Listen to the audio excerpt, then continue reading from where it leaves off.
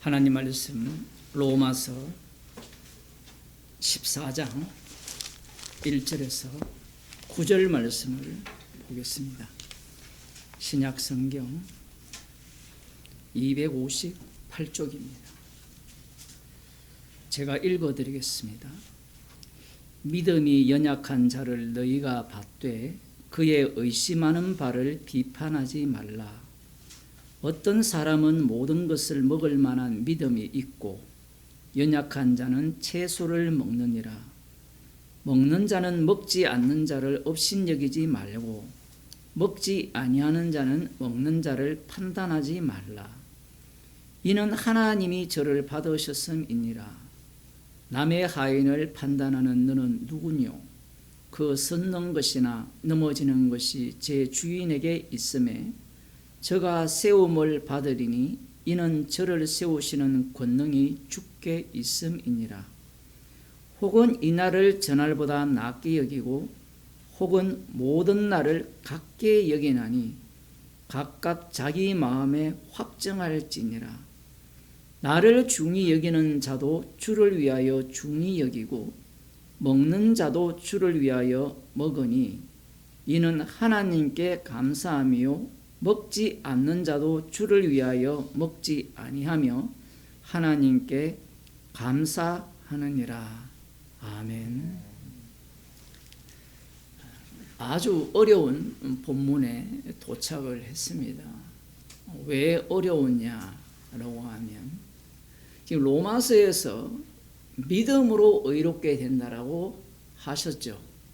행위로 말미암지 않고 믿음으로 의롭게 된다라고 했을 때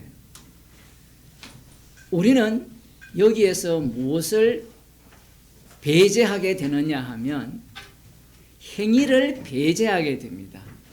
여러분들이 지금까지 이 로마서를 통하여서 믿음으로 의롭게 된다라는 그러한 복음을 들었습니다. 율법의 행위로는 의롭다 하심을 입을 육체가 없다라고 하죠.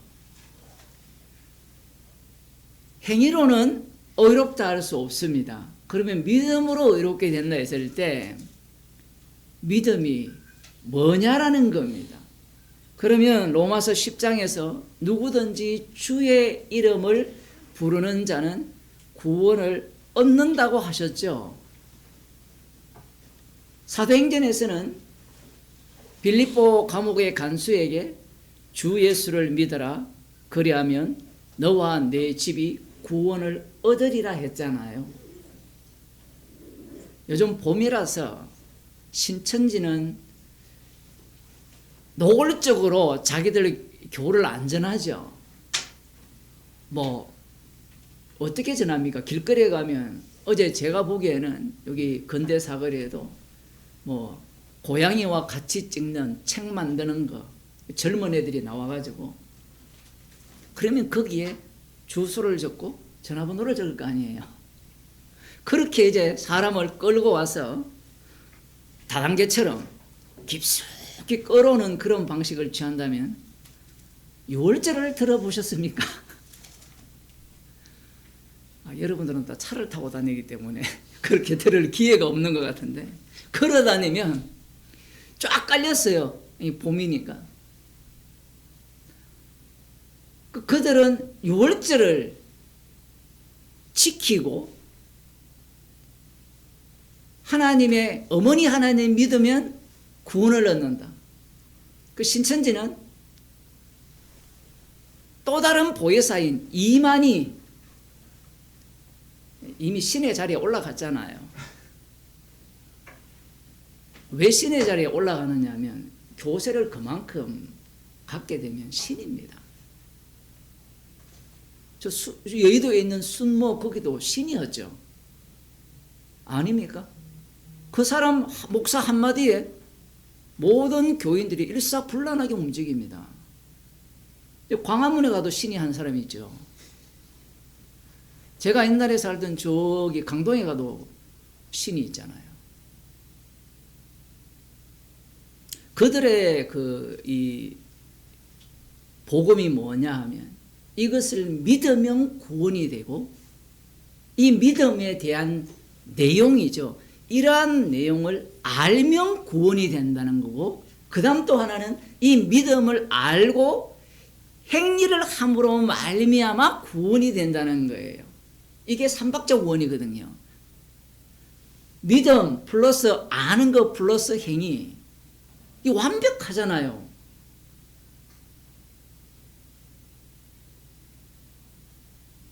이게 믿음 아닙니까? 과연 그게 믿음이냐라는 겁니다. 지금 가장 큰 문제가 뭐냐면 그런 이단들이 왜 계속해서 등장했느냐 하면 이 개혁주의자들 때문이에요.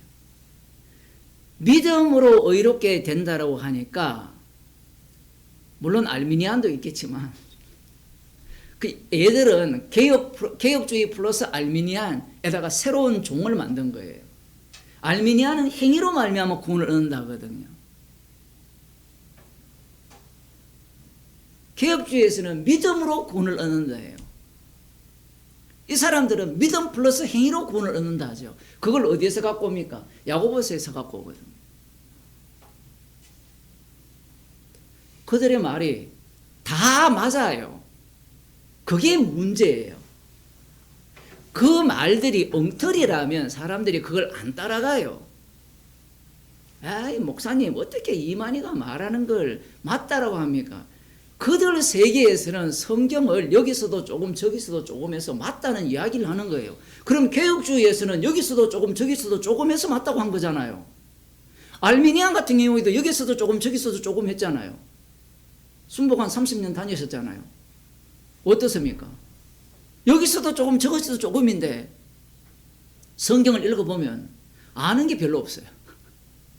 왜냐하면 성경을 안 읽는 사람들은 목사의 그 설교에 그냥 매료되어서 설교 듣는 것으로 끝나요.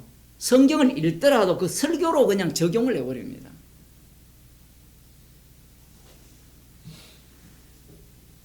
믿음이 연약한 자를 너희가 봤되 그의 의심이라는 것은 우리가 볼 때는 의심인데 그의 생각하는 바가 뭐냐면 생각하는 바거든요. 그러니까 믿음이 연약한 자가 있다라는 겁니다.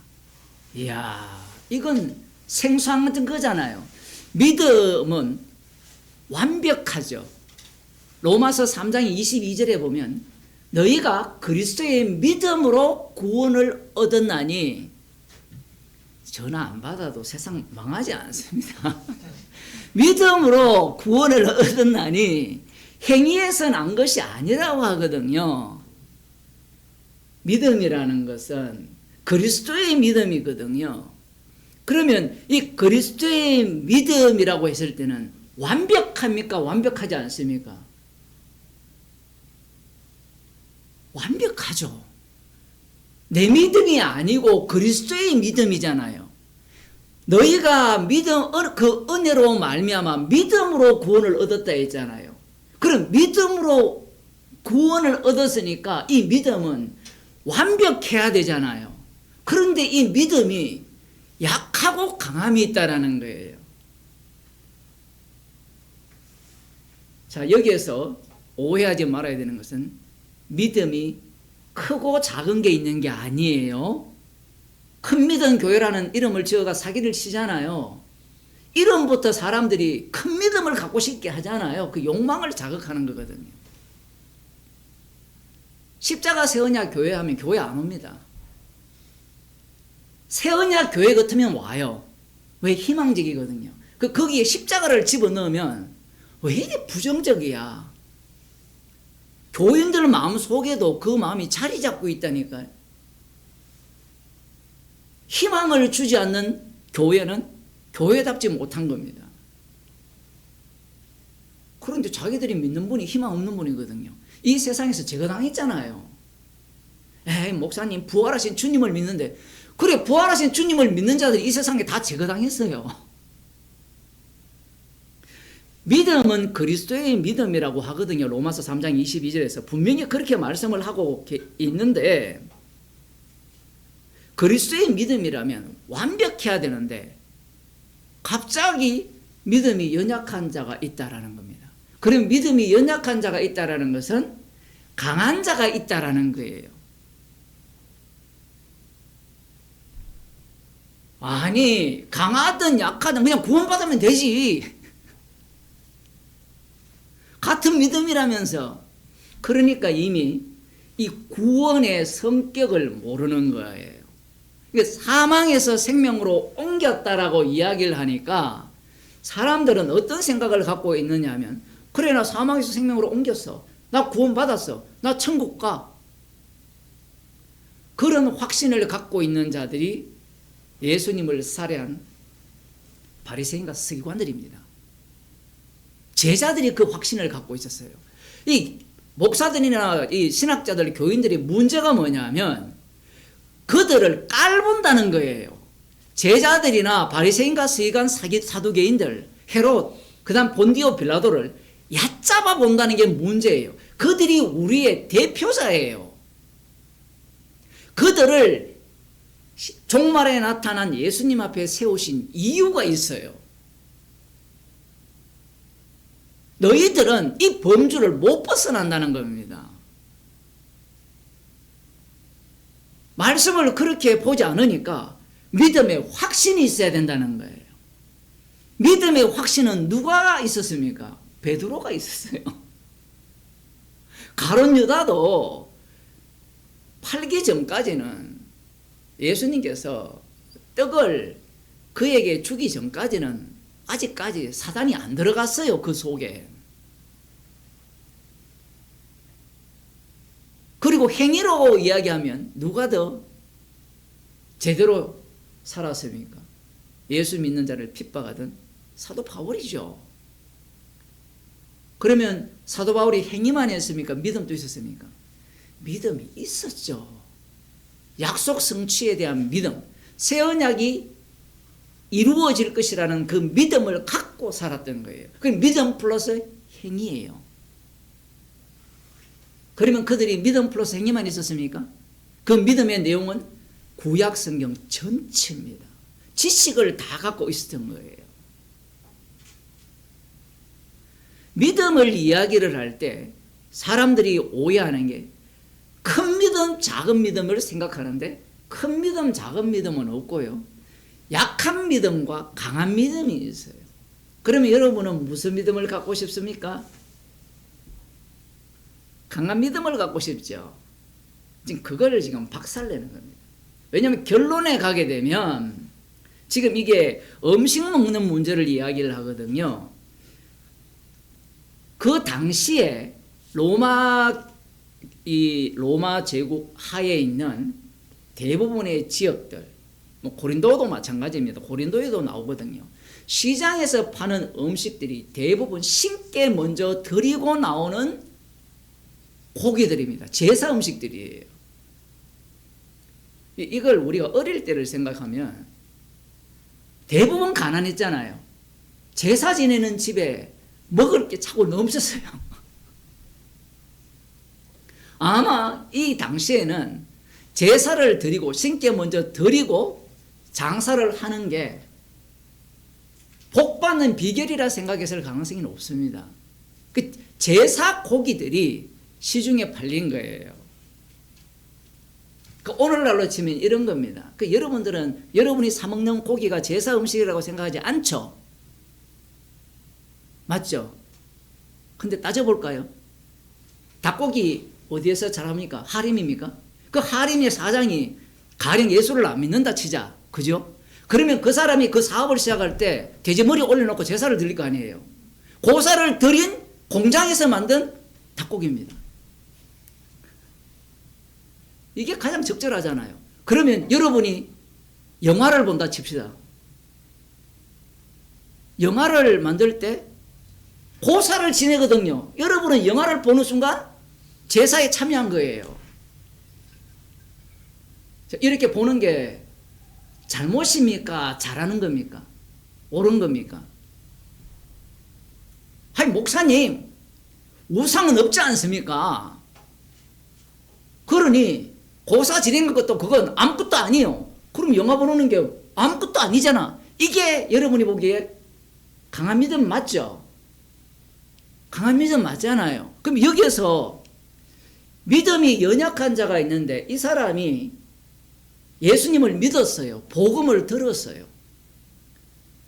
아이, 목사님, 복음을 제대로 못 들었다. 우리는 이렇게 이야기하고 싶잖아요. 맞죠? 복음을 제대로 들었어요. 십자가 피로 구원을 받았고 우상은 없다라는 사실까지 다 들었어요. 들었는데 문제가 뭐냐면 이 자신의 속에 있는 이 체화된 신앙이 있잖아요. 저 같은 경우에 제사 음식 못 먹어요. 아직도 믿음이 약해가지고. 구역질 나요, 그냥. 이게 몸에 체화된 거거든요. 그러면 우리는 무슨 생각하느냐 하면 그것도 하나 못 먹냐. 그걸 지금 사도 바울을 통해서 문제를 삼는 겁니다.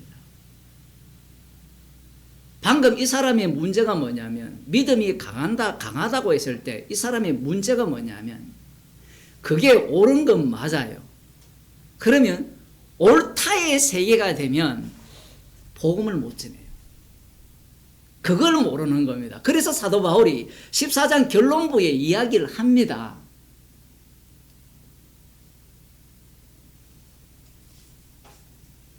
모든 것이 깨끗하다라고 이야기를 해요. 20절에 나옵니다. 식물을 인하여 하나님의 사업을 무너지게 말라 만물이 다 정하되 그리낌으로 먹는 사람에게는 악하니라. 모든 것이 깨끗하다. 그러면 여러분 같으면 어떻게 이야기하겠어요? 누구를 책망하고 누구를 공격하겠습니까? 음식을 채소만 먹는 이 사람을 지금 공격을 해야 되잖아요. 책망을 해야 되잖아요. 오늘날로 말하면 복음을 안다면 교회를 와야지. 교회 안 오는 사람을 책망을 해야 되잖아요. 예를 들어 헌금을 한다 안 한다라고 할 때 지금 이게 모든 내용에 다 적용돼요. 헌금을 하는 게 옳습니까? 안 하는 게 옳습니까?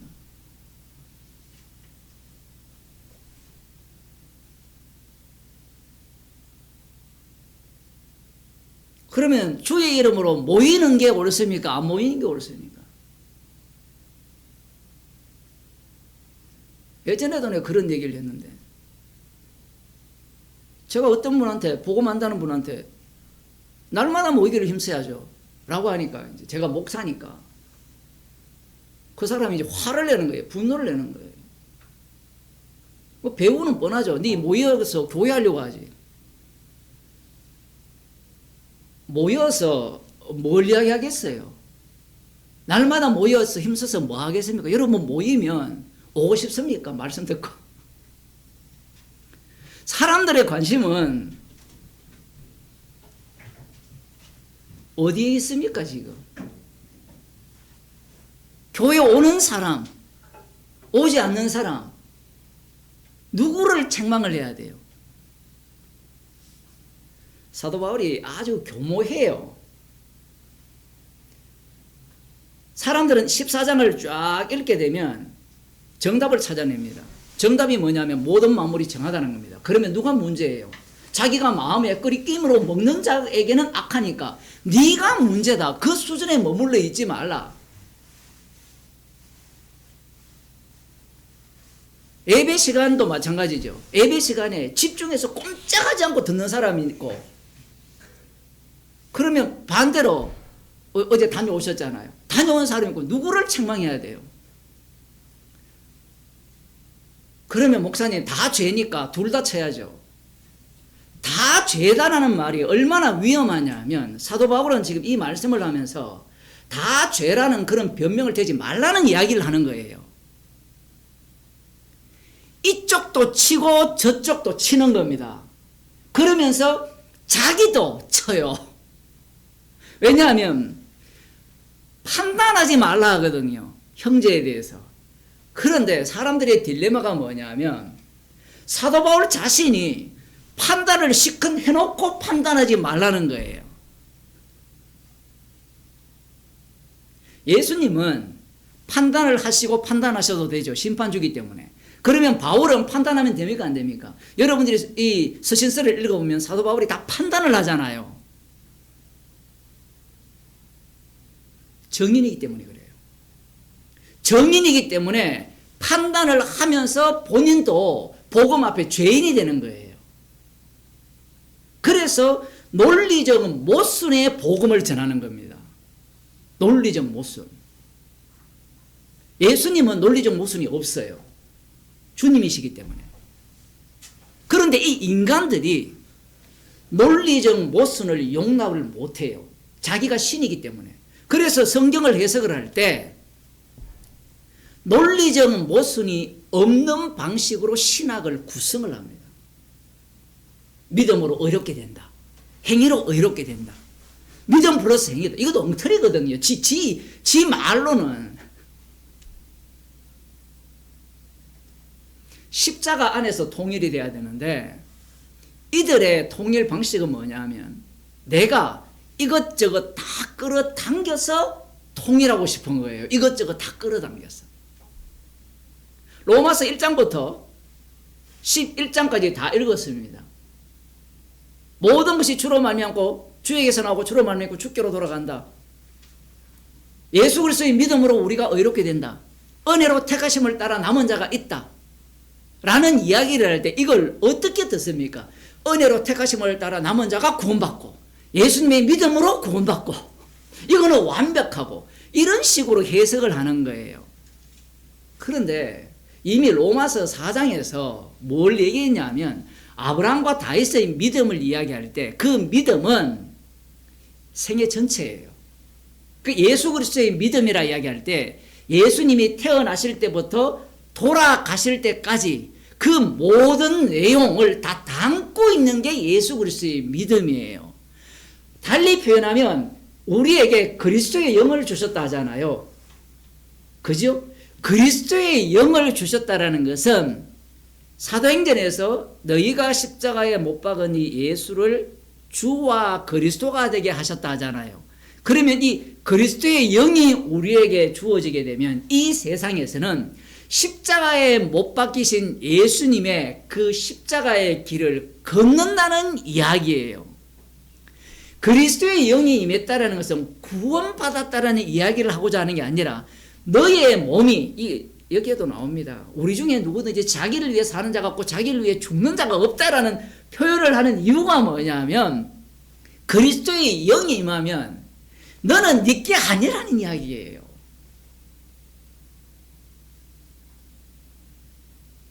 제 쇼츠를 보고 어떤 분이 깨어있으라 그거를 보고 이제 댓글을 달았는데 성령 충만한 것이 깨어있음이라고 이야기를 했어요. 그 말 누가 못합니까? 성령 충만이 무엇인지를 얘기해야 되는데 그 앞에 글에 나와요. 깨어있는 시민으로 인하여서 내란이 일단 막아졌다. 윤석열이 파면되었다. 무슨 이야기 하는 거예요?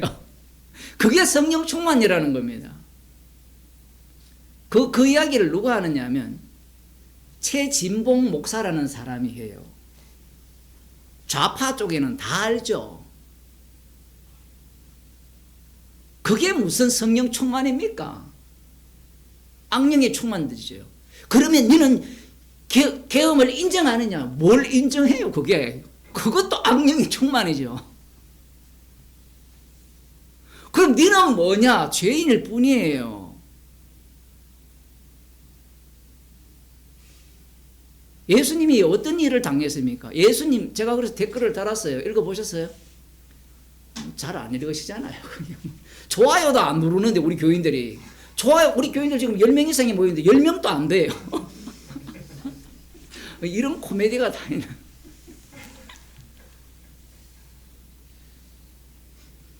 누가 깨어있는 자들이냐 하면 가룟 유다가 깨어있고요. 바리새인과 서기관이 깨어있는 시민들이었어요. 예수님은 주무시는 분이었어요. 그들은 시대를 분별했잖아요. 나름대로. 로마 제국을 처단해야 되잖아요. 자기들 입장에서는. 그게 깨어있는 시민이잖아요. 믿음이라고 이야기할 때 믿음에는 내용이 있어요.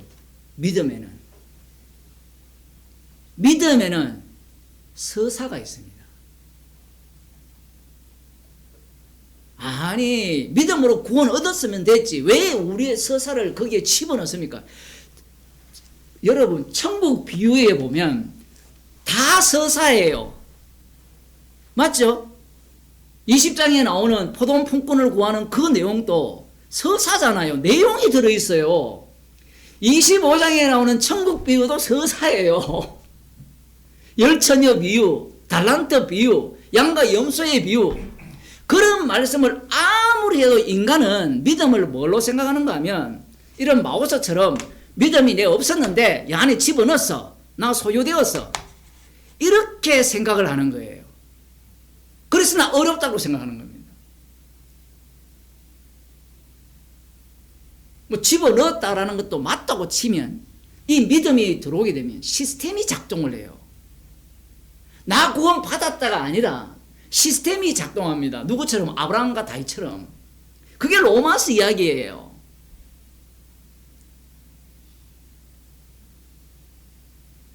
믿음이 연약한 자를 이들이 비판을 하잖아요.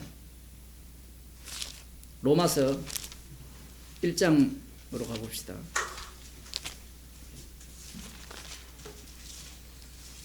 2장 1절 봅시다. 그러므로 남을 판단하는 사람아, 물론 누구든지 네가 핑계치 못할 것은 남을 판단하는 것으로 네가 너를 정죄하매니 판단하는 네가 같은 일을 행함이니라. 놀라운 이야기를 하죠. 여러분, 로마서 지금 1장 2장이 지금 14장과 연결되어 있어요. 단순히 이걸 유대인들 천만의 말씀입니다. 그럴 것 같으면 이방인들이 주류를 이루는 그 로마 교회에 이 얘기를 왜 할까요? 지금 판단이라는 이야기를 하거든요. 판단이라는 이것은 자기가 심판을 하는 겁니다. 그런데 이것이 여기에는 복음이 없는 세계라 칩시다. 복음이 없는 세계에서 유대인들이 이방인들을 판단을 했잖아요. 바리새인들이 세리와 창기를 판단을 했잖아요. 그러면 14장으로 넘어오면 복음이 들어왔는데 판단하는 거예요. 우리는 복음이 들어오면 이러한 것과 상관이 없을 거라 생각하는데 그게 문제예요. 성도는 십자가의 증인이지 구원받는 게 목적이 아니에요. 제가 누누이 말씀드립니다만은 구원의 내용을 증거하기 위한 구원이에요. 그래서 구약에서부터 믿음의 내용을 보게 되면 믿음의 내용 자체는 어떤 의미를 담고 있느냐 하면 철저하게 자신이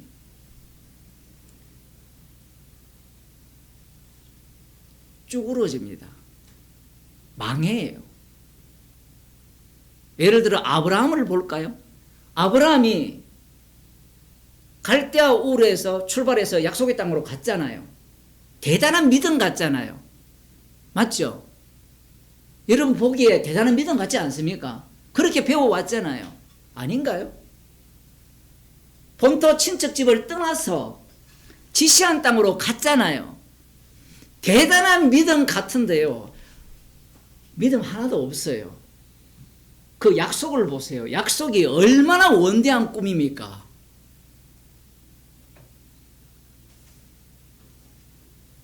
큰 민족을 이룰 것이다. 그러면 안 가겠어요? 여러분이 지금이 왜 사람들이 서울로 옵니까? 서울 오면 엄청나게 고생하는 걸 알잖아요. 근데 고생은 내가 감수할 수 있다 하면서 무엇이 있기 때문에 나도 강남에 80억짜리 아파트 한 채 살 수 있다는 꿈 때문에 오잖아요. 아브라함은 철저하게 자신의 믿음이 가짜라는 것이 엉터리라는 것을 전생일을 통해서 보여주게 됩니다. 특히 로마서 4장에서 언급한 창세기 15장에 대한 그 믿음, 하늘의 묵별을 보라. 너의 자손이 묵별처럼 많을 것이다 라고 약속을 하셨죠. 그걸 믿으니까 하나님이 그것을 의로 여겼다라고 하잖아요. 제가 그 설교를 할 때 말씀을 드렸어요. 그런데 그 믿었다라는 것이 16장으로 가게 되면 하갈을 통해서 이스마엘을 낳습니다. 그러면 세월이 지나면 조금 더 믿음이 더 좋아질 것이라. 17장으로 가면 99세가 되거든요. 99세가 되어 사레의 이름을 사라로 바꿉니다. 사라로 바꾼 이후에 사라가 열국의 어미가 될 것이다라고 말씀을 하니까 아브라함이 어떻게 합니까? 속으로 웃어요. 허허, 이런 웃음이지만 조금 더 깊이 들어가면 비웃음이죠. 조금 더 심도 있게 들어가면 조롱입니다. 아니, 어떻게 이 롯을 구할 때 하나님의 능력을 맛보고 멜기세덱에게 11조를 한 아브라함으로 바뀌었잖아요. 그런 믿음 하나조차 없느냐? 나는 전능한 하나님이니 너는 내 앞에서 완전하라 했거든요. 그게 아마 창세기 17장인가 볼까요?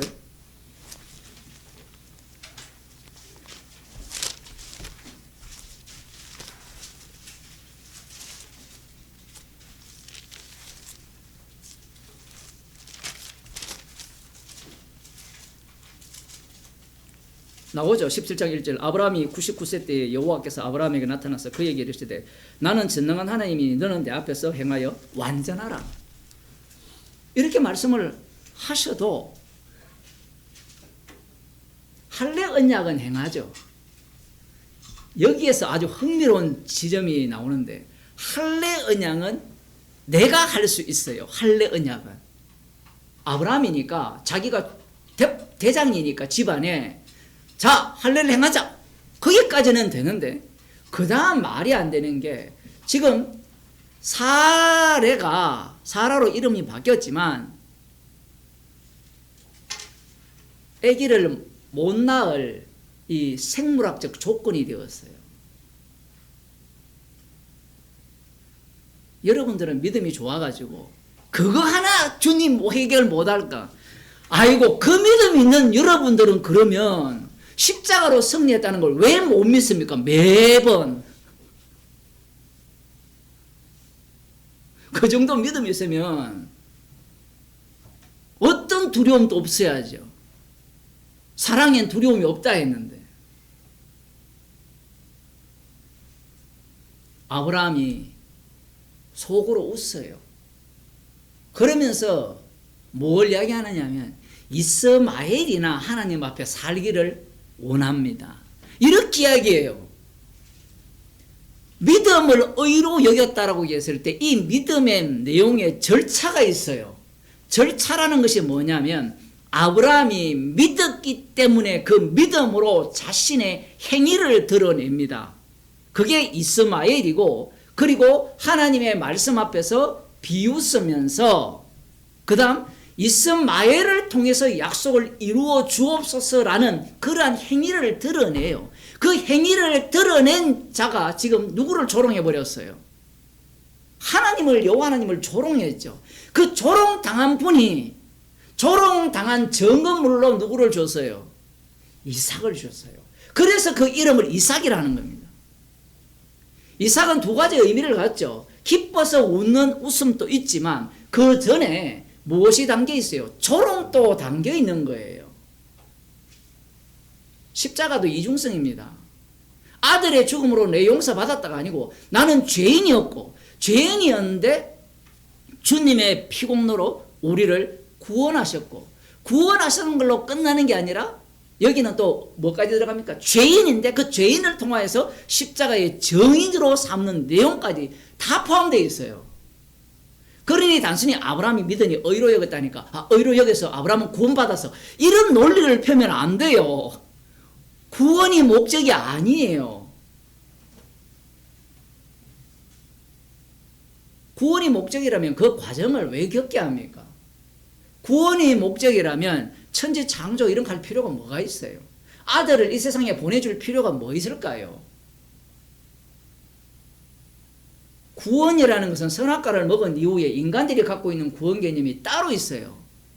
그건 이방인들이 갖고 있는 구원이고, 그 다음 유대인들이 갖고 있는 구원 개념이 있죠.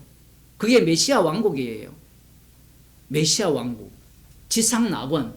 그게 요즘 뜨는 통일교 있잖아요. 파주입니까? 거기에 가면 궁전들을 만들어 놨잖아요. 관광 코스가 되잖아요. 이제 앞으로 모르겠어요. 권력과 결탁을 제대로 했으면 그쪽이 관광 특구가 될 수도 있을 건데. 그러면서 문선명 순례지 만들고, 그거면 신천지도 지금 똑같이 하고 있잖아요. 믿음이라는 것은 내용이 있어요. 믿음이라는 것은. 믿음 나 가졌어. 구원받아. 맨날 구원파들이 하는 말이 주 예수를 믿으면 구원을 받고 죄 용서 받으면 구원받고. 그런 구원은 성경에 없어요.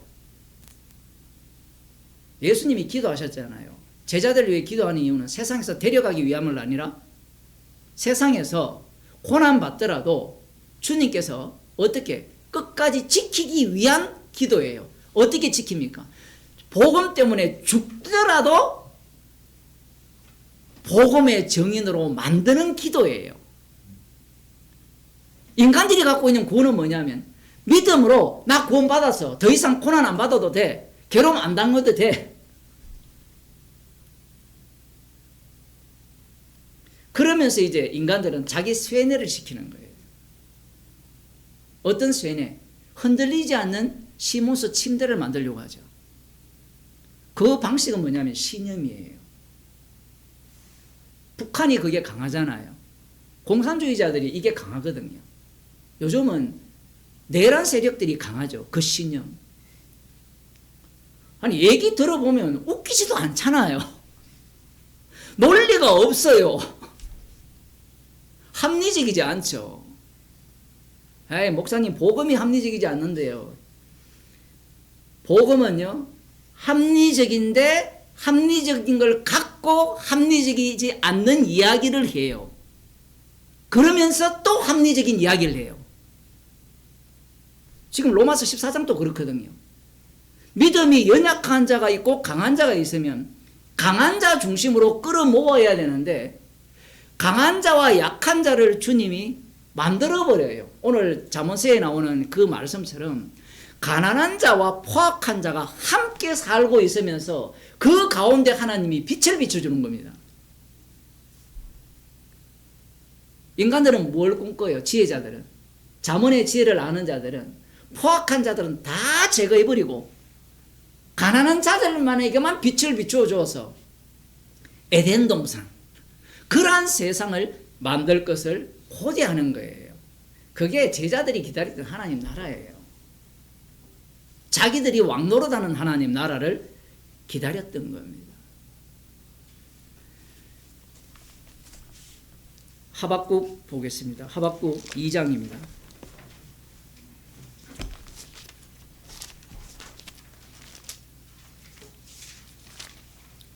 구약성경 1303쪽인데요.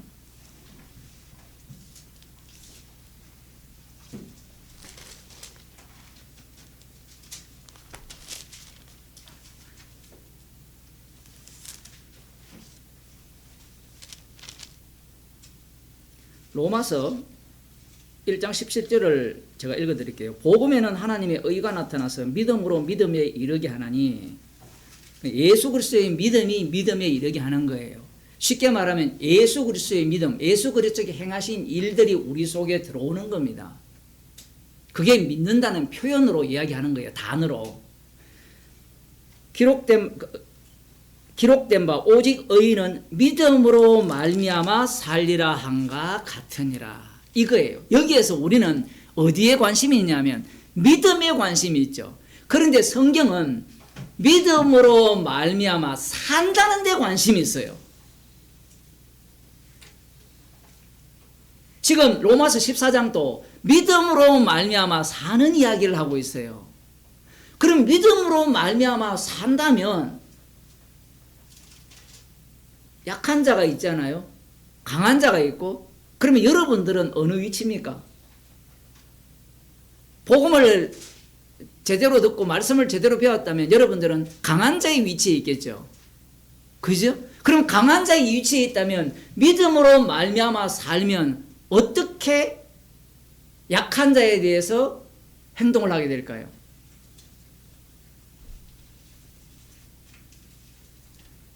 인간은요, 이 복음을 알았고 올바른 걸 알게 되면 자기가 심판자가 돼요. 심판자가. 그러면서 약한 자에게 뭐라고 이야기하느냐면, 너 왜 이것도 못 먹어? 너 믿음 없구나. 아유, 믿음 없구나. 주님은 믿음으로 말미암아 살리라는 내용 속에 그걸 집어넣었어요. 우리는 이걸 어떻게 해석하느냐면, 믿음으로 말미암아 사니까 너는 완벽하게 이 창세기 17장처럼 너는 내 앞에서 완전하라. 제대로 된 믿음을 알아가지고 성경 지식을 제대로 알아서 살아야지. 그 사는 인간의 죄가 나오게 만드는 것이 믿음으로 말미암아 사는 거예요.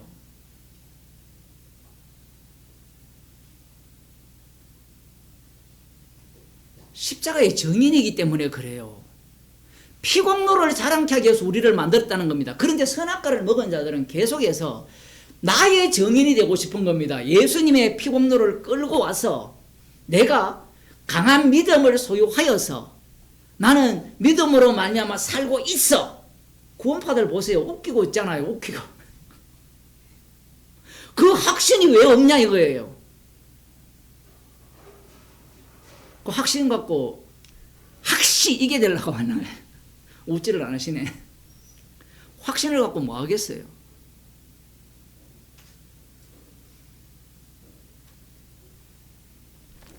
하박국 2장입니다. 내가 내 파수하는 곳에 서며 성루에 서리라. 그가 내게 무엇이라 말씀하시는지 기다리고 바라보며 나의 질문에 대하여 어떻게 대답하실지 보리라. 그리하였더니 여호와께서 내게 대답하여 가라사대 너는 이 묵시를 기록하여 판에 명백히 새기되 달려가면서 읽을 수 있게 하라. 이 묵시는 정한 때가 있나니 그 종말이 속히 이르겠고 결코 거짓되지 아니하리라. 비록 더딜지라도 기다리라. 지체되지 않고 정령 응하리라. 이 묵시의 내용을 들여다보면 바벨론을 하나님께서 심판하시겠다는 내용이에요. 그런데 바벨론만 심판하느냐? 아닙니다. 이스라엘도 남유다도 심판하겠죠. 바벨론을 통해서 남유다를 심판을 하니까. 그러면 그 내용으로 끝나느냐? 여기에 묵시가 정한 때가 있다 했잖아요. 정한 때가 있다라는 말에 사람들은 또 정한 때를 정해버려요. 정한 때가 있다니까 정한 때가 정해지는 게 아니라 남유다의 멸망도 이 말씀 속에 포함이 되어지고 바벨론의 멸망도 이 말씀 속에 포함되어지고 정한 때예요. 그게. 그냥 바벨론 다음에 뭐가 나옵니까?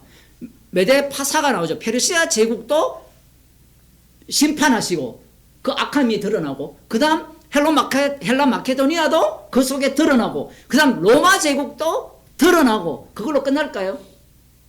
아니죠. 지금 콘클라베 하잖아요. 교황이 죽고 난 뒤에 얘들은 사라지지도 않아. 그 로마 제국이 왜 지속이 되느냐 하면 짐승의 나라가 지속되기 때문에 그래요. 언제까지? 주님이 재림하실까지.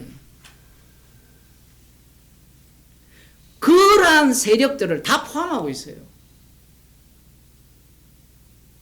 포함하고 있는 상태에서 보라 그의 마음은 교만하며 그의 속에서 정직하지 못하리라. 그가 누구냐면 바벨론을 이야기하는데 바벨론이 대표적으로 짐승의 대표적 나라예요. 그러면 그 대표적 나라의 왕이 있잖아요. 그게 느부갓네살 왕이고 그러면 느부갓네살 왕만 교만하냐? 그게 아니라 거기에 귀속된 모든 인간들이 교만해요.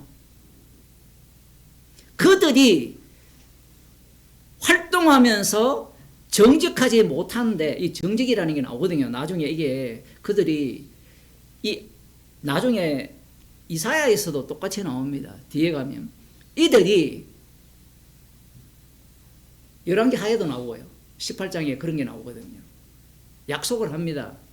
히스기야 왕이 성전에 있는 금이나 모든 것들을 갖다가 바쳐요. 보호해달라고. 근데 먹을 때는 좋고 그냥 배반을 해버립니다. 이러한 배반까지 여기에 포함되어 있거든요.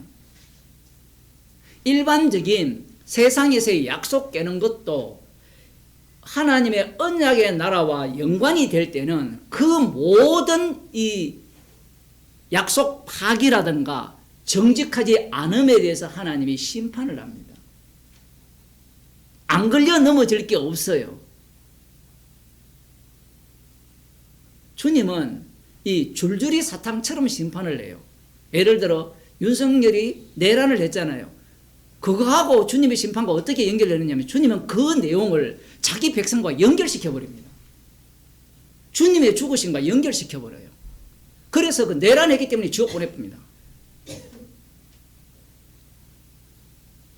말씀이 너무 비약합니까? 아니에요. 바벨론 제국이 행한 하나의 행동들을 모두가 다 심판거리로 삼아요. 자, 여기에서 제가 하고자 하는 얘기 이겁니다. 그러나 의인은 믿음으로 말미암아 살리라. 자, 의인은 믿음으로 말미암아 산다 했잖아요. 여기에서 우리는 산다는데 주목을 내야 돼요. 어떤 상황에서 삽니까? 지금 마음이 교만한 자들이 유다를 덮칠 거 아닙니까? 여기에는 하박국 선지자도 포함되거든요. 예를 들어 모든 선지자들도 포함됩니다. 에레미야 선지자가, 에스겔 선지자가 이 재앙에서 피하지 못했어요. 그럼 믿음으로 살 때 이 의인이 어떤 상황일까요? 죽어나는 겁니다. 그게 믿음으로 산다는 거예요. 로마서 1장 17절에서 의인은 믿음으로 말미암아 살리라고 이야기했을 때 사람들은, 신학자들은 이걸 단순히 예수님의 피로 의롭게 되어서 우리가 구원받는구나, 산다는 걸 빼고 이 산다는 걸 구원으로 생각하거든요. 그 구원은 맞아요. 근데 구원은 사는 거예요. 서사라는 겁니다. 성령이 임하면 너를 구원하겠다가 아니라 땅끝까지 이르러 내 증인이 되리라고 말씀하시잖아요. 왜 그런 말씀을 하시느냐면 인간들은 자기 구원에만 관심이 있어요. 그런데 주님은 세상을 만드신 목적이 하나님의 형상이 온 땅에 평만하기를 원했잖아요. 그 창조 목적은 사실은 창조 목적이 뒤집혀야 돼요. 십자가의 완료성에 의해서 창조 목적이 새롭게 드러나는 겁니다. 그럼 하나님의 형상은 그리스도거든요. 그리스도가 하나님 형상이에요.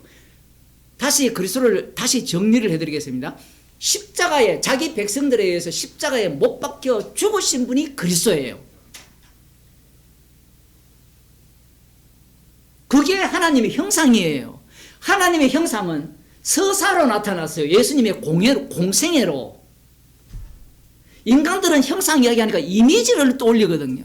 물론 신학자들은 이미지가 아니라 하나님의 형상에 대한 어떤 지정의, 이런 걸 떠올리잖아요. 그리스도가 하나님의 형상이라면 그분이 하신 모든 일, 그러면 신구약 전체가 그리스도를 증거하죠. 그 전체가 그리스도의 형상이에요. 언어에 매몰되기 시작하면 복음이 안 나옵니다. 언어에 매몰된 자들이 누굽니까? 바리새인과 서기관이에요. 말씀에 매몰된 자들이잖아요. 성령이 없으니까. 오늘날도 마찬가지죠. 성령이 없으니까 성경 구절을 뽑아가 초합하잖아요. 완벽한 신학을. 그게 유대교입니다. 그들에게 십자가를 이야기해 보세요. 막막하죠. 왜 십자가냐? 왜 죄인이 되어야 되느냐? 우리는 죄인이었는데 완벽한 진리를 알아가지고 내가 믿어서 구원을 얻어서 나는 의롭게 되었지 않느냐, 이런 주장을 하거든요. 그들에게 나는 죄인을 부르러 왔노라, 그 복음이 들릴까요? 안 들립니다. 좀 더 봅시다. 그는 술을 즐기며 게으르며 교만하여 가만히 있지 아니하고, 이 술 이야기가 고린도에서도 똑같이 나옵니다. 고린도전서에서도. 우리는 구약을 이 우습게 봐서 될 문제가 아니에요. 구약을. 이 바벨론 하는 짓들을 교회 안에서 하는 거예요. 나중에.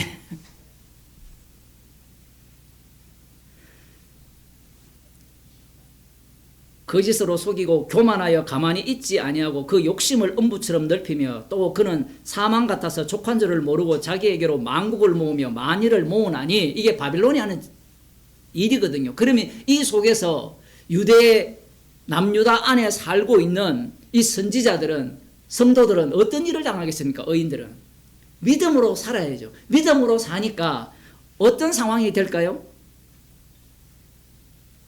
그 뒤에 봅시다. 그 무리가 다 속담으로 그를 이제 모으나니 그 무리가 다 속담으로 그를 평론하며 조롱하는 시로 그를 풍자하지 않겠느냐. 곧 이르기를 화 있을진저 자기 소유 아닌 것을 모으는 자여 언제까지 이르겠느냐. 볼모 잡은 것으로 무겁게 짐진 자여. 이렇게 나오지만 실제로 이 짐승의 나라에 사로잡힌 자들은 조롱의 대상이에요. 그들이 심판받아서 조롱받는 내용이 나오지만 바벨론이 심판받아서 이 메데파사 페르시아 제국 쪽의 입장에서 보면 조롱의 대상이잖아요. 그런데 이 의인은 믿음으로 살고 있는 자는 바벨론에서 메데파사로 바뀌어도 어때요? 물론 에스더에 보면 반짝 이렇게 살만한 현장이 나오지만 전체적으로 긴 역사를 보면 그 기간이 거의 없습니다. 누가 조롱을 받습니까? 의인이 조롱을 받아요. 그게 믿음으로 산다는 거예요. 믿음으로 사니까 나 구원 받았네가 아니라 철저하게 짐승의 나라 속으로 빨려 들어가서 그냥 죽어요. 거기서. 그 대표자 중에 누가 있습니까? 다니엘이 그랬거든요. 다니엘은 안 돌아오고 그냥 거기서 죽었어요.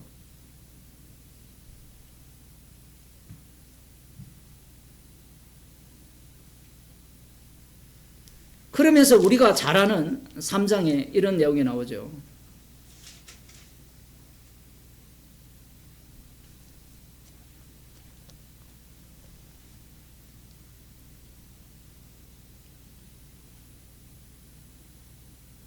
(17절입니다) 비록 무화과 나무가 무성치 못하며 포도나무에 열매가 없으며 감람나무에 소출이 없으며 밭에 식물이 없으며 우리의 양이 없으며 외양간에 소가 없을지라도 이런 속에서 믿음으로 산다는 거예요.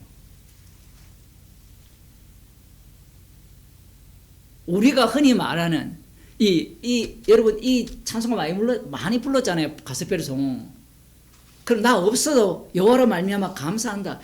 그런 얘기가 아니고 이게 신약적으로 적용하게 되면 어떻게 되느냐 하면 복음 때문에 무화과 나무가 없어요.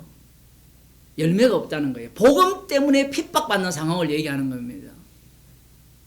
복음 때문에. 모든 게 복음과 연결되어 있어요. 그게 사도행전에 나오잖아요.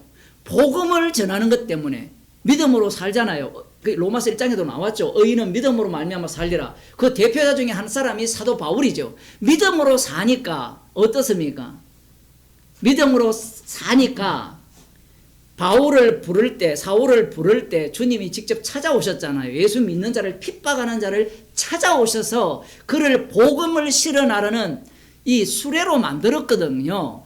복음을 실현하는 수레로 만든 그가 로마서 7장에서는 어떤 모습을 보입니까? 믿음으로 사니까 마음속에 갈등이 있어요, 없어요?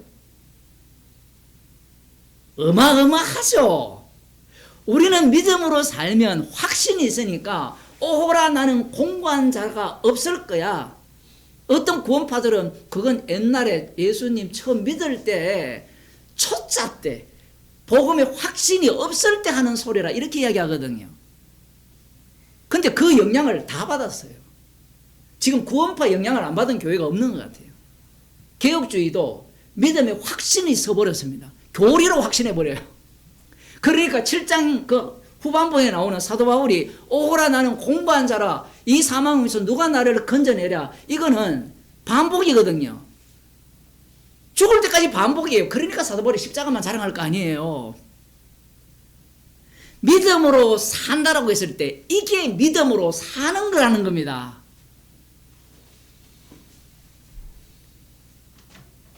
사는 거예요. 믿음으로 사는 거는. 요게 이제 개인 내부에 있는 믿음으로 사는 거죠. 그죠? 그러면 그 다음 8장으로 넘어가면 우리 주 예수 그리스도로 말미암아 감사리로다 해놓고 그 다음 뭐로 갑니까? 환난이나 기근이나 위험이나 적신이나 그리스도의 사랑에서 끊을 수 없다라고 해요. 이게 바로 믿음으로 사는 거예요. 믿음으로 사는 거. 자, 이러면서 이제 어디까지 왔습니까? 11장까지 왔죠. 그죠? 그 다음 나오는 게 10장입니까? 거기에 보면 그런 내용이 나오죠. 로마서 감람나무 이야기가 나오는데, 창감람나무, 이 덜감람나무 11장에 나오는데, 이런 내용들 속에서 지금 사도 바울이 책망을 하잖아요. 책망을 할 때 이 전체를 뭐라고 하느냐면 믿음으로 사는 것이라 해요. 무슨 말이냐 하면, 내가 이방인으로서 창감람나무에 젖붙임을 받았잖아요. 젖붙임을 받았는데 이 마음이, 교만한 마음이 지금 생기고 있는 시점이거든요. 교만한 마음이 생기고 있는 시점에서 지금 하나님께서 너희도 저들과 같이 똑같은 태도를 보인다면 잘라버리겠다라는 이 말씀 속으로 들어온 것이 믿음으로 사는 거예요. 그러면 이 사건이 중요한 이유가 뭐냐면, 그러면 이 복음에 대한 확신이 있는 자들 입장에서는 사도 바울의 이 논리를 어떻게 보겠습니까? 아니, 십자가의 피로 창세전에 우리를 애정하사 그의 자녀로 만들었는데 우리 행위로 만일에 이게 잘려서 다른 게 접붙여진다면 말이 안 되지 않느냐라는 논리를 펼 거 아니에요. 지금 로마서를 읽을 때 성경 전체로 봐야 돼요. 종합적으로 봐야 됩니다. 부분적으로 보면 빠져나갈 구멍이 너무 많아요. 그런데 사도 바울 자신이 쓴 그 편지에서도 자기가 공격을 받게 돼 있어요. 이 로마서 자체가. 로마서 자체에서도 마찬가지예요. 제가 로마서 강의를 하면서 계속 말씀드리잖아요. 우리가 말씀을 장악할 수 없다고요. 주님은 우리를 말씀 속으로 집어넣어 버립니다. 그게 믿음의 세계예요. 믿음의 세계.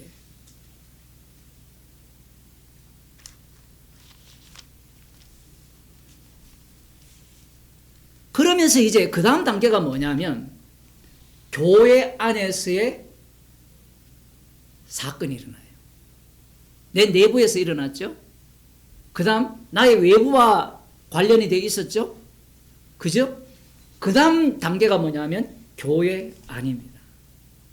자, 이 교회 안에서의 이 사건이 왜 중요하냐면, 내 내부는 나 혼자 해결할 수 있어요, 없어요? 공부한 자를 하면 되잖아요. 그러면 외부 같은 경우에도 어떻습니까? 내가 견디면 돼요. 내가 가능해요. 물론 성경에서 말하는 것은 불가능성을 이야기하는데 가능한데, 가장 어려운 대목이 교회 아니에요. 교회 안에서는 지금 어떤 일이 일어났냐면, 이 사람도 믿음이 있고 나도 믿음이 있는데 여기에서 서로 차이가 발생한 거예요. 다른 점이. 그런데 믿음이 연약한 자라 칩시다. 이 사람도 믿음의 확신이 있을까요, 없을까요? 있으니까 안 먹죠. 우상의 재물을 안 먹는 믿음이 더 셉니까? 더 강합니까? 아니면 우상의 재물을, 우상이 없다 하면서 모든 만물이 깨끗하니까 그걸 마음껏 먹을 수 있는 사람이 믿음이 더 강합니까? 이야, 어떻습니까? 그러면 좀 더 어려운 질문 할게요. 복음을 여러분이 듣고 주일마다 몇 명 안 모이지만 모이고 연부하고, 물론 유튜브로 관람만 하는 사람도 있지만 연부하고 헌금하는 여러분들이 믿음이 더 강합니까? 아니면 유튜브로만 보고 헌금도 하지 않고 수고하지 않고 시간 할애하지 않는 그런 사람이 믿음이 더 강합니까?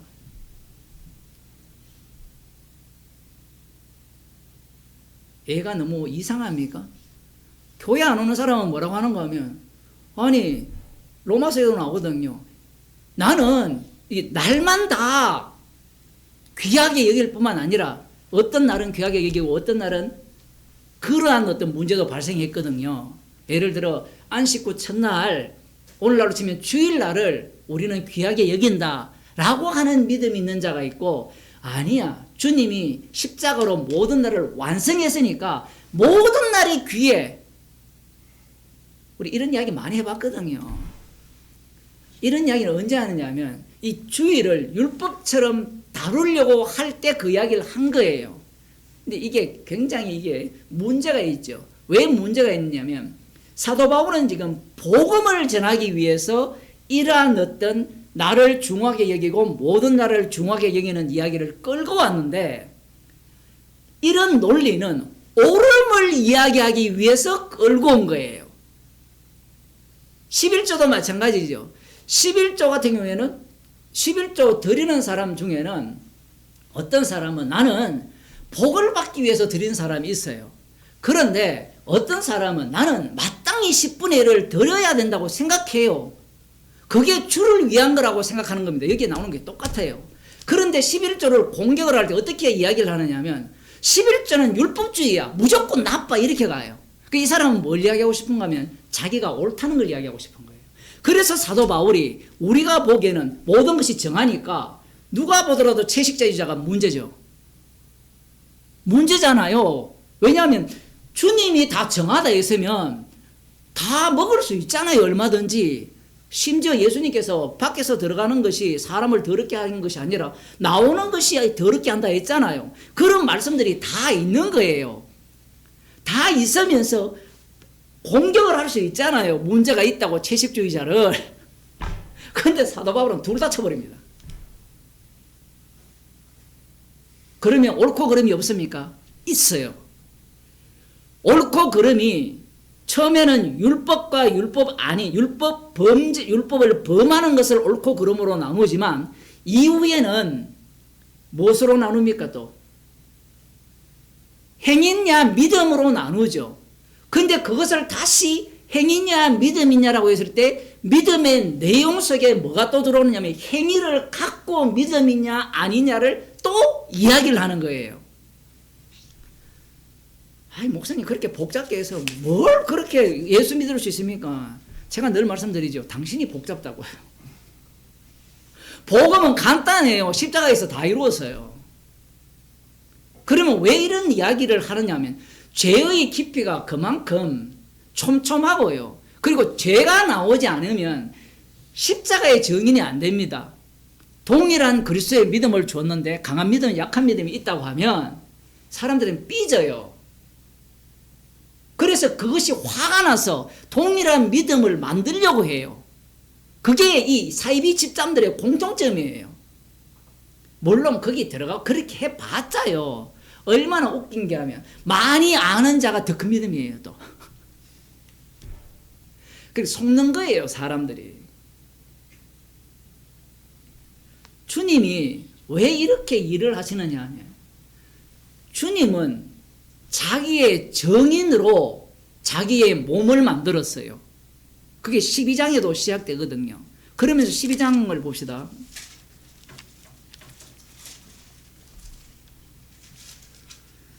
12장 3절에 보면 내게 주신 은혜로 말미암아 너희 중 각 사람에게 말하노니 마땅히 생각할 그 이상의 생각을 품지 말고 오직 하나님께서 각 사람에게 나눠주신 믿음의 분량대로 지혜롭게 생각하라 이야기예요. 이야, 이게 진짜 무시무시한 거거든요. 각자 믿음의 분량대로 생각을 한 게 뭐냐면 믿음이 연약한 자와 강한 자가 나타난 거예요. 나타나니까 둘이 충돌이 일어났어요. 사람들은요, 아까 11조 이야기하다가 말았는데 정의로움을 좋아해요. 옳음을 이 복음에 섞어버리면 십자가는 날아갑니다.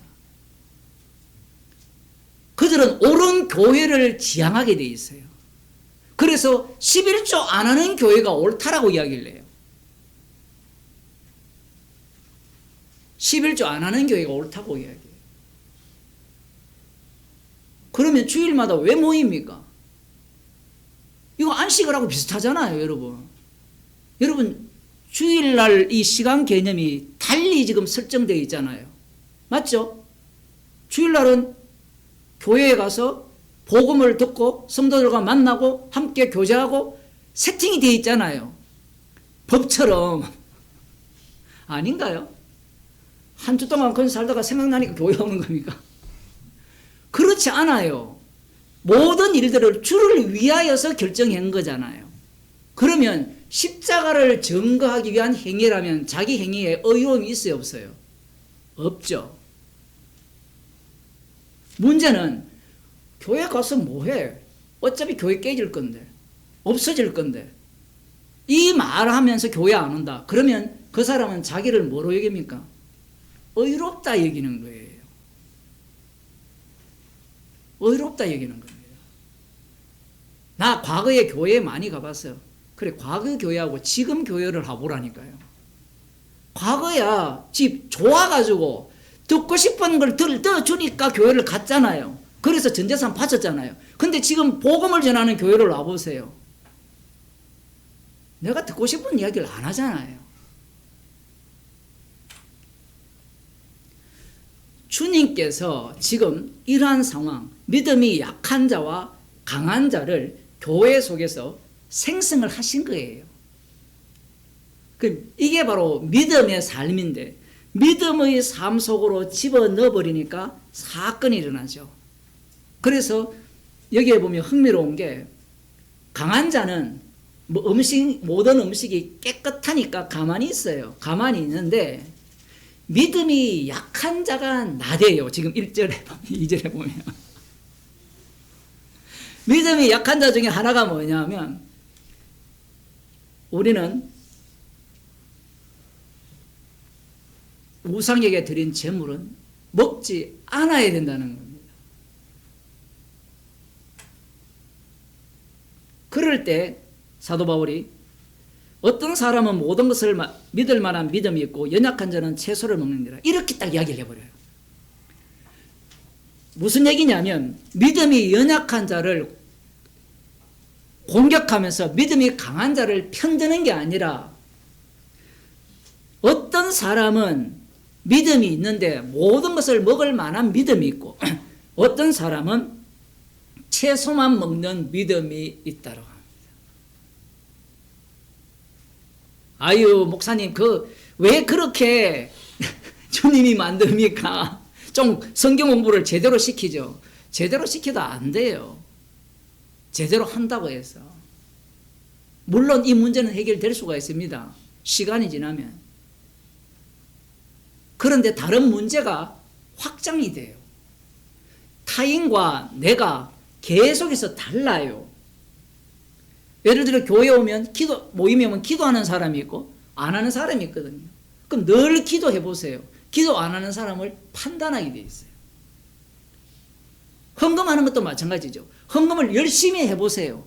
열심히 안 한 사람은 남을 판단 절대로 안 합니다. 주님이 그 상황을 만드는 거예요.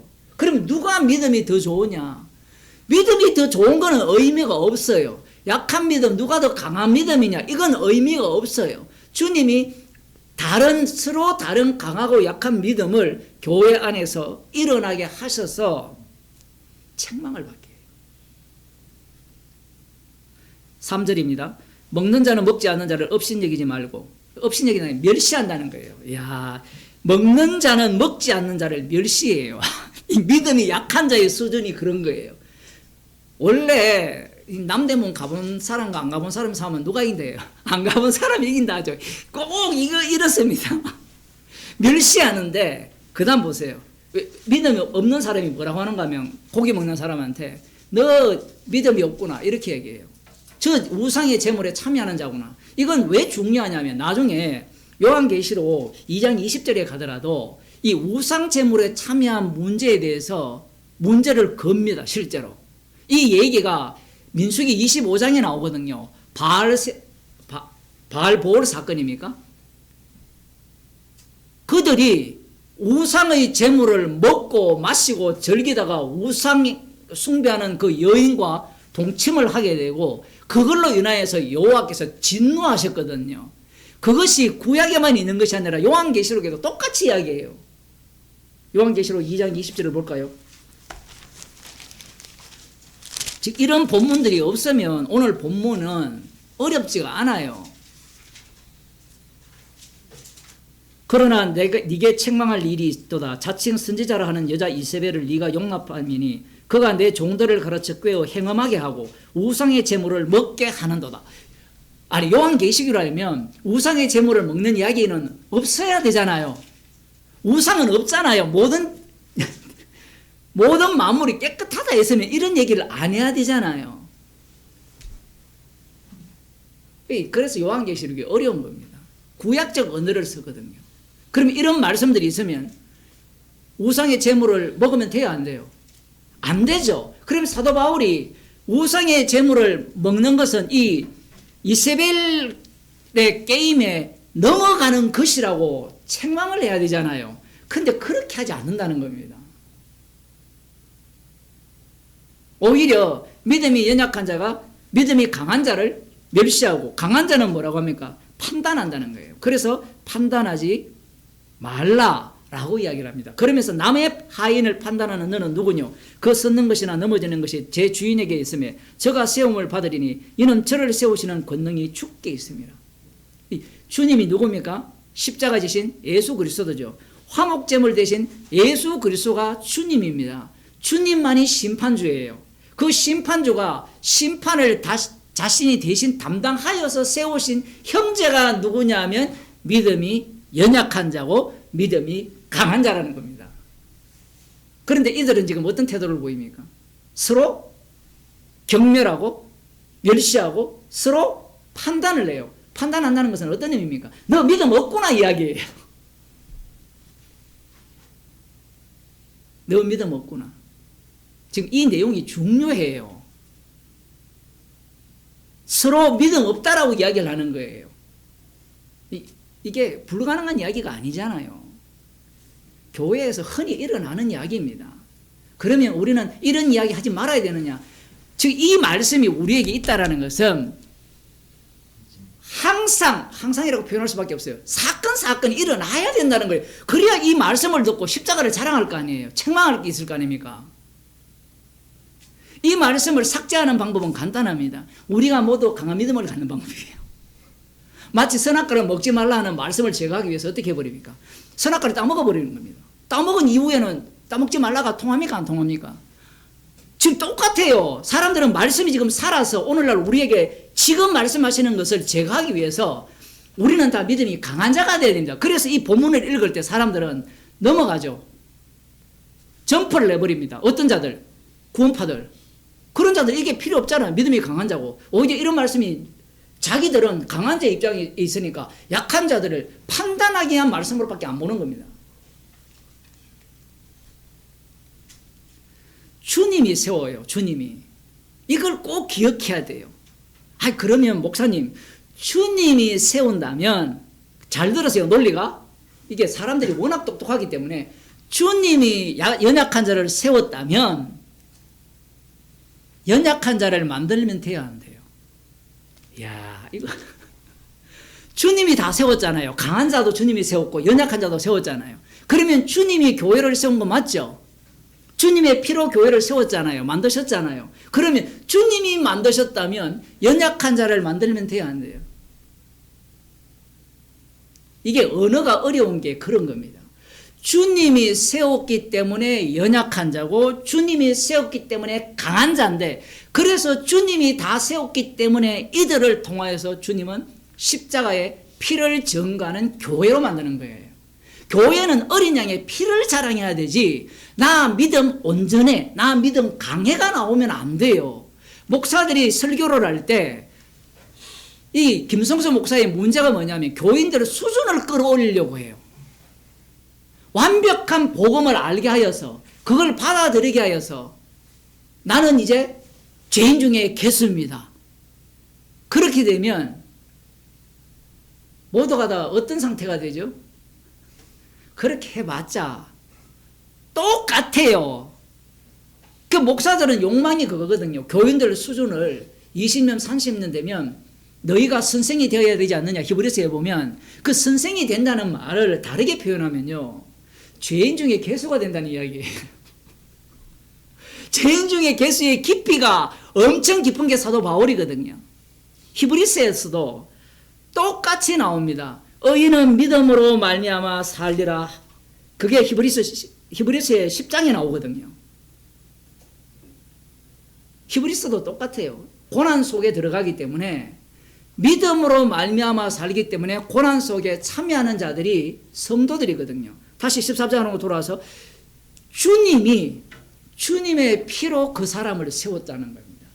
여기에서 이제 우리가 로마서 1장부터 11장까지 다시 정리를 하면 이 복음의 세계를 제대로 안다면 모두가 다 믿음의 강한 자가 될 것이라는 그 예상을 다 깨라는 이야기예요.